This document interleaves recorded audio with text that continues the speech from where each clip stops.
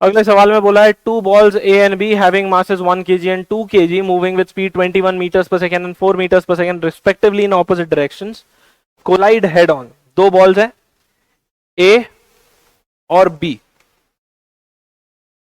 दोनों की स्पीड जो है वो है 21 मीटर पर सेकंड और 4 मीटर्स पर सेकंड रिस्पेक्टिवली। मतलब 1 किलो जो है वो 21 से चल रहा है और 2 किलो जो है वो 4 मीटर पर सेकंड से चल रहा है। दोनों ऑपोजिट डायरेक्शन में चल रहे हैं और इनके बीच में हेड ऑन कोलिजन होता है। After collision A moves with a speed of 1 metre per second in same direction. Collision के बाद ए जो है वो 1 मीटर पर सेकंड से सेम डायरेक्शन में चल रहा है। तो बताओ कोएफिशिएंट ऑफ रेस्टिट्यूशन कितना होगा। तो अब सबसे पहले तो डायग्राम बना लेते हैं। ए जिसका मास है 1 kg, ये आगे जा रहा है 21 मीटर पर सेकंड से। बी जिसका मास है 2 kg, ये पीछे की तरफ आ रहा है 4 मीटर्स पर सेकंड से। अगर बात करें इनके वेलोसिटी ऑफ अप्रोच की कि ये एक दूसरे की तरफ कितनी स्पीड से आ रहे हैं, तो रिलेटिव मोशन लगाना पड़ेगा और रिलेटिव मोशन लगाएंगे तो 21 + 4 आ जाएगा 25 मीटर्स पर सेकंड। ये हो गई वेलोसिटी ऑफ अप्रोच। ठीक है, अब कोलिजन के बाद ए कितने से चल रहा है 1 मीटर पर सेकंड से, तो ए जो है वो चल रहा है कोलिजन के बाद 1 मीटर पर सेकंड से। बी जो है जो कि 2 kg है, वो कितनी स्पीड से जा रहा है इसके बारे में अभी कोई बात नहीं की है, वो दिया हुआ नहीं है आई थिंक। हाँ, मान लेते हैं इसकी वेलोसिटी है v।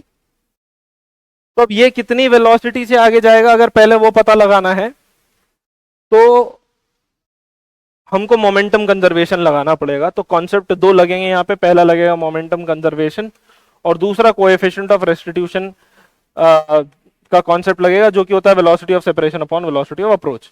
इन दो कॉन्सेप्ट्स को लगा करके हमारे आंसर्स निकल जाएंगे। ठीक है, तो अगर मोमेंटम की बात करूं तो पहले जो मोमेंटम है वो हो जाएगा 1 × 21 और इसका मोमेंटम हो जाएगा -4 × 2। क्यों -4? क्योंकि ये पीछे की तरफ जा रहा है। तो अगर मोमेंटम कंजर्वेशन लगाएं तो initial momentum will be equal to final momentum. Initial momentum हो जाएगा 21 × 1 -4 × 2 which is equal to final momentum कितना हो जाएगा 1 × 1।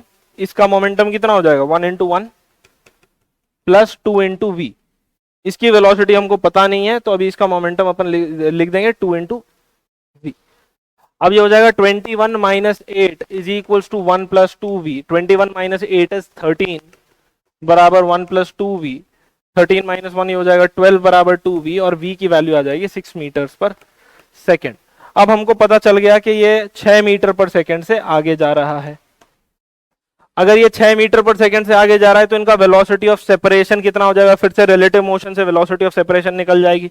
वेलोसिटी ऑफ सेपरेशन हो जाएगी 6 - 1 विच इज 5 मीटर्स पर सेकेंड। ठीक है, तो अब हम आसानी से कोएफिशिएंट ऑफ रेस्टिट्यूशन निकाल सकते हैं जो कि होता है velocity of separation upon velocity of approach.